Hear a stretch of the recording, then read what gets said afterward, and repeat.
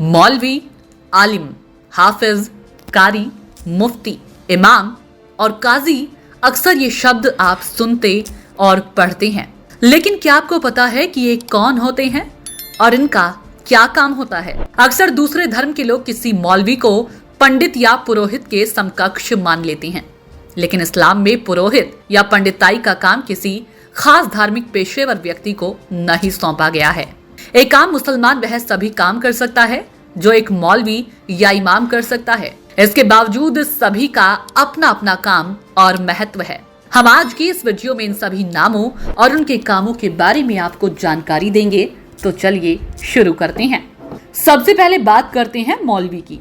मौलवी एक अरबी शब्द है जो इस्लाम धर्म के धार्मिक मामलों के जानकार लोगों को दिया जाने वाला एक इस्लामिक नाम है। हालांकि किसी भी दाढ़ी, टोपी और कुर्ता पजामा पहने हुए धार्मिक मामलों के जानकार लोगों को मौलवी नहीं मान लिया जाता है। मौलवी एक शैक्षणिक योग्यता का नाम है। मदरसों में जो लोग पढ़ाई करते हैं उन्हें मौलवी की उपाधि दी जाती है। ये उपाधि आमतौर पर हायर सेकेंडरी स्कूलों के 12वीं के समकक्ष होता है, यानी मदरसों से अरबी, हिंदी, उर्दू के साथ इस्लामिक अध्ययन करने वाले लोग मौलवी या मौलाना कहलाते हैं। इनका काम लोगों को धार्मिक मामलों की शिक्षा देना होता है। दूसरे नंबर पर आलिम की बात करते हैं। इन्हें उलेमा भी कहते हैं। आलिम भी एक अरबी शब्द है जिसका लफ्जी मानी होता है वैसा शख्स जिसे किसी बात का इल्म हो, यानी जो ज्ञानवान हो। आलिम के बहुवचन या प्लुरल फॉर्म को उलेमा कहते हैं। इसकी पढ़ाई भी मदरसों में होती है और इसे कॉलेज और यूनिवर्सिटी के ग्रेजुएशन के समकक्ष माना जाता है। ये भी इस्लाम, कुरान, हदीस और मसले के जानकार होते हैं। ये पद और ज्ञान के मामले में मौलवी या मौलाना से उच्च माने जाते हैं। तीसरे नंबर पर मुफ्ती की बात करते हैं। मुफ्ती शब्द अरबी भाषा का शब्द है। ये इफ्ता से बना है जिसका मतलब है कि न्याय या इंसाफ करने वाली संस्था।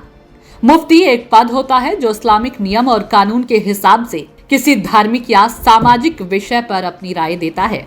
भारत का कानून सीआरपीसी और आईपीसी के साथ मुस्लिम पर्सनल लॉ को मान्यता देता है।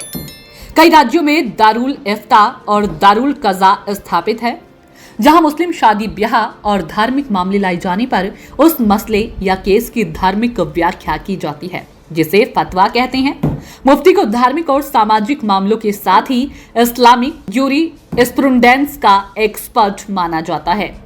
मुफ्ती की पढ़ाई आलिम के बाद होती है, लेकिन यह याद रखना जरूरी है कि किसी भी मौलवी, आलिम या दाढ़ी टोपी वाले मुसलमान को कोई भी बयान फतवा नहीं होता।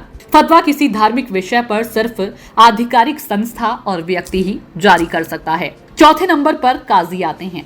काजी एक उर्दू और फारसी का लफ्ज है जिसका मतलब होता है मुंसिफ, न्यायाधीश या इंसाफ करने वाला शख्स। काजी आमतौर पर शरिया अदालतों का हेड होता है जो धार्मिक मसलों पर फैसला देता है। काजी शरिया अदालतों में एक मजिस्ट्रेट या रजिस्ट्रार की भूमिका भी निभाता है जो मुस्लिम जोड़ों की शादियों का रजिस्ट्रेशन कर उसे कानूनी वैधता प्रदान करता है। इसलिए कहावत भी बेहद मशहूर है, मियाँ बीवी राजी तो क्या करेंगे काजी। काजी बनने के लिए भी मुफ्ती होने के साथ इस्लामी न्याय शास्त्र का ज्ञाता होना अनिवार्य शर्त होता है। हालांकि ये जरूरी नहीं है कि काजी ही मुस्लिम जोड़ों का निकाह पढ़ता हो। निकाह एक मौलवी, आलिम या हाफिज के साथ कोई भी मुसलमान इस कार्य को अंजाम दे सकता है। अब जानते हैं कि हाफिज कौन होते हैं। हाफिज अरबी शब्द हिफ्ज से बना है जिसका मतलब होता है किसी चीज को याद करना। हाफिज उस शख्स को कहते हैं जिसे पूरी कुरान याद हो। हालांकि इसमें शर्त नहीं है कि उसे कुरान याद होने के साथ ही उसे उसका अर्थ भी पता हो। एक हाफिज से धार्मिक मामलों में बहुत ज्यादा किसी विशेष ज्ञान की उम्मीद नहीं की जाती।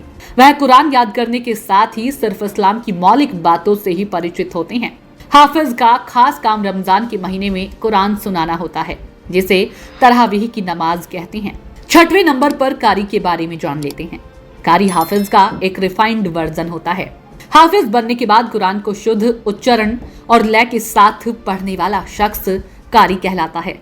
अक्सर आपने देखा और सुना होगा कि इंग्लिश बोलने और पढ़ने वाले अक्सर इंग्लिश का गलत उच्चारण करते हैं।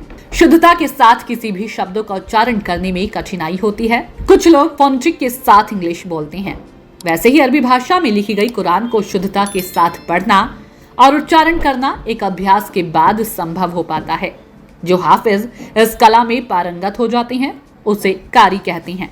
और अंत में इमाम कौन होता है यह बताते हैं। इमाम भी एक अरबी शब्द है। इसका मतलब होता है नेतृत्व करना, सही रास्ता दिखाना। आमतौर पर इमाम उस शख्स को बोला जाता है जो किसी मस्जिद में 5 वक्त की नमाज पढ़ाता हो। मस्जिदों में जब सामूहिक रूप से नमाज होती है तो उसमें एक इंसान नमाज पढ़ाता है, बाकी नमाजी उसके पीछे खड़े होते हैं। इमाम होने के लिए किसी खास योग्यता की शर्त नहीं रखी गई है।